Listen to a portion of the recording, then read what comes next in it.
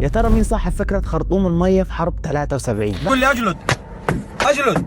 بعد ما اسرائيل احتلت سيناء وعملوا ساتر ترابي، خبراء الاتحاد السوفيتي قال احنا عاوزين قنبلتين نوويتين علشان ندمر الساتر ده، لكن المصريين قالوا له بص يا زعيم، هو خرطوم ميه وهنوقع كل التراب ده. سنه 1969 واثناء تجمع للضباط والقاده راحوا حلول علشان نعدي الساتر الترابي، وافضل حل كان هيكلف الجيش المصري 20% من جنوده والعمليه تستمر 15 ساعه، يعني هزيمه محققه للجيش المصري. لكن خرج المقدم باقزة وده كان بيشتغل في السد العالي، واثناء ما كان بيسمع اللواء سعد زغلول عبد الكريم هو بيشرح الساتر الترابي، قال له يا فندم ما نستخدم خراطيم ميه زي ما استخدمناها في السد العالي، المضخات اللي معانا هنحطها في الميه اللي جنب الساتر، واستخدام الخراطيم هنوقع الرمل وكده هنعبر بكل سهوله. اللواء اتصدم من بساطه الفكره وقرر يغطي عليها علشان ما حدش ياخد باله، لكن بعد انتهاء المحاضره رجع للقياده وبلغهم بالفكره العبقريه ان احنا ممكن نوقع الساتر ده باستخدام الميه اللي في القناه، وبالفعل بدأ تنفيذ الفكر. ترى المضخات اللي جابتها لنا السعوديه من المانيا، وبدات الجنود تتدرب على ساتر اكبر من الساتر الموجود عند اسرائيل، وبالفعل قدرنا نعبر القناه.